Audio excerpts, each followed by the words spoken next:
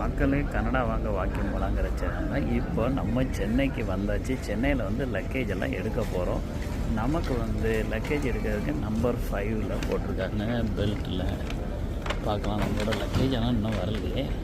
ஒரு red colour மாங்காய் பெட்டி வரணும். சிங்கப்பூர்லேருந்து வந்தோம், அதனால் சிங்கப்பூர்லேருந்து எல்லாம் மாற்றி போட்டோம்.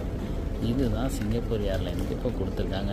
SQ0524 ஏர்லைனுக்கு.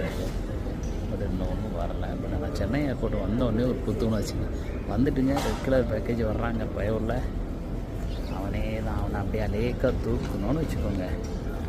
இன்றைக்கி சக்ஸஸ்ஃபுல்லாக கனடாலேருந்து இந்தியாவுக்கு வந்தது ஒரு லட்சியம் நிறைவேறிட்டு. ஐயோ இல்லைங்க, இது கொஞ்சம் புது பெட்டியாக இருக்குது. நம்ம பெட்டி ரொம்ப பழசுங்க. இது இல்லை நம்ம பெட்டி. ஆனால் ப்ரையாரிட்டின்னு வேறு ஒரு ஸ்டிக்கர் ஓட்டினா படத்தில் பார்த்தா ப்ரையாரிட்டி இவ்வளோ லேட்டாக வரும் போல இருக்குது. அந்த வருதுங்க ஒரு பழசு. அந்த பழசு அன்றைக்கி எடுத்தே தீர்றோம். அந்த ரெட் கலர் பழசு தான் நம்ம உள்ளது. ப்ரையாரிட்டின்னு ஒட்டினாலே ஒரு 4 நாள் கழிச்சு தான் வருது பாருங்க. ஏன்னா எல்லாத்துலேயும் கிளியரன்ஸுக்கு ஏதோ சாக் பீஸ் வச்சு நிலம எழுதி பறக்கி விட்ருங்க. பிக்காளி பயிலும் ஹெவி வெயிட்டாக இருப்பாங்க. அந்த பையன் நாங்கள் அப்படியே தூக்கும்.